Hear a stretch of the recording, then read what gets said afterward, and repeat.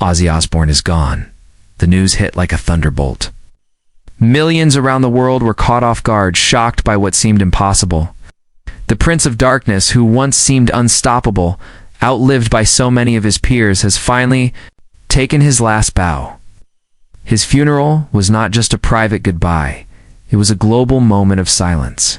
People from all walks of life, fans across generations, and celebrities from every corner of the world came forward to pay tribute.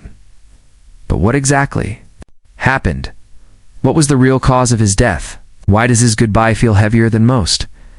Ozzy wasn't just a rock star. It was a symbol of rebellion, madness, freedom, and in many ways, pain. From biting the head off a bat on stage to publicly battling health issues, he lived in front of us, raw and unfiltered. So when he passed, it wasn't just the end of a life. It was the end of an era. According to close sources, Ozzy passed away peacefully at home, surrounded by his family. The cause? It wasn't drugs. It wasn't a scandal. It was complications related to his ongoing battle with Parkinson's disease and other long-term illnesses. The man who defied death many times finally surrendered, not to chaos, but to time. The funeral service was held quietly at a private chapel in Birmingham, his hometown, but it wasn't quiet on the streets. Outside the chapel, thousands gathered. Fans wearing old Black Sabbath shirts, holding candles, crying, singing "Mama, I'm Coming Home," a haunting sight. Sharon Osbourne, his wife of over 4 decades, stood strong, yet shattered. She whispered, "A final goodbye. You were always more than music, Ozzy. You were my heart." Their children, Amy, Kelly, and Jack, spoke about a father who wasn't perfect, but who loved fiercely. Jack Osbourne said during his speech, "My dad was loud, wild, and honest. He taught me to be real and to never fake who I am no matter what." Unlike other celebrity funerals, there were no golden caskets, no million-dollar stages. Just a simple black coffin, draped with a cross, and his favorite leather jacket folded at the top. Even in death, Ozzy remained true to himself, raw, rebellious, and real. There were no grand speeches from politicians, just heartfelt messages from musicians who grew up idolizing him. Dave Grohl called him the original outlaw of music. Slash said Ozzy wasn't a man, he was a movement. But behind the tributes lies a truth that many still don't know. In his final months, Ozzy was struggling silently. While fans were watching reruns of the Osbournes or listening to his recent collaborations, Ozzy was confined to a wheelchair. His health had declined rapidly. In one of his last interviews, he said, "I'm not afraid to die. I've lived 10 lives in one. But I don't want to go without saying thank you." That thank you wasn't just for his fans. It was for everyone, even his critics who kept his fire burning, whether through love or controversy. You see, Ozzy's journey wasn't just about music. It was about transformation. He came from a working-class background in Birmingham, raised in poverty, kicked out of school, jailed for petty crimes, and somehow turned all of that into a legacy. While most celebrities rise and fall, Ozzy crashed and burned again and again, and yet always came back. That's what made him legendary. Not his voice, not the fame, but his resilience. And maybe that's what hurts the most. In an era where stars are built on filters and PR teams, Ozzy remained raw and flawed. He wasn't manufactured, he was real. And people trusted that. In fact, even in his controversies like his bat-biting moment, or his battles with addiction, he never played the victim. He owned his past. And maybe that's why the world is grieving him so deeply today. Ozzy's death reminds us of others we've lost in music. Kurt Cobain, Chester Bennington, Lemmy Kilmister, each left a mark, but Ozzy's mark was different. He wasn't the brightest flame, he was the longest burning one. Even as health issues piled up, he kept performing. Even as his hands shook, his voice stayed strong. While many gave up, he chose to keep walking, even if he had to limp.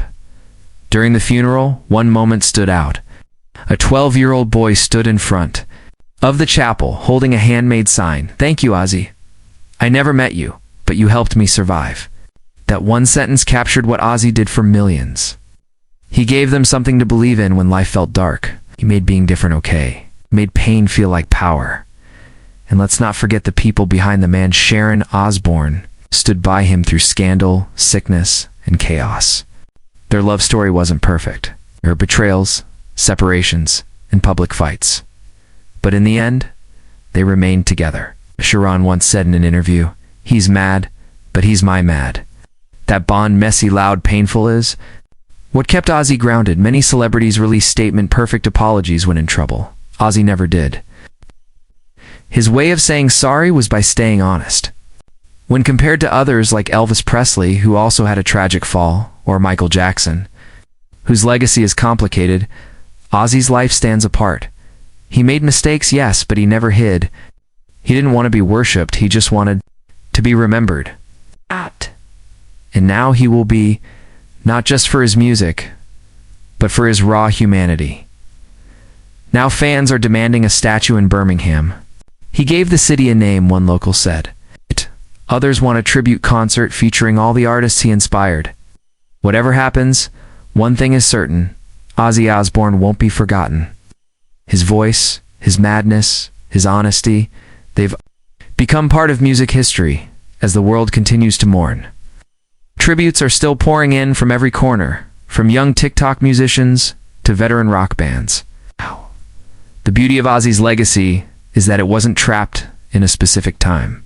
He was relevant in the 70s, controversial in the 80s, raw in the 90s, and still releasing chart-topping music in the 2000s and beyond. He was a bridge between generations, a living proof that authenticity never goes out of style. While trends faded and new genres rose, Ozzy's presence stayed. Because he wasn't trying to fit in, he was just being himself. In fact, even in his final weeks, he was planning one last album. That's right. According to his producer, Ozzy had written lyrics and recorded rough demos for songs he never got to complete.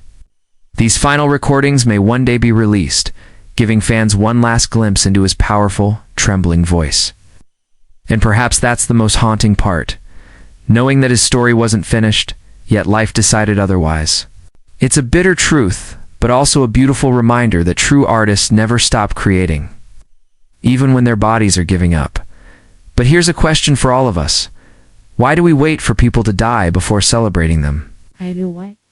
Why does it take a funeral to remind us how much someone mattered? And more importantly, what are we doing today to live as honestly as he did? Ozzy's life was a loud scream in a world full of whispers. And maybe that's what made him unforgettable.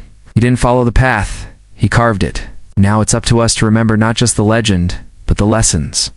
Live loudly, love fiercely, and never apologize for being real. Because that's what Ozzy did, until his very last breath.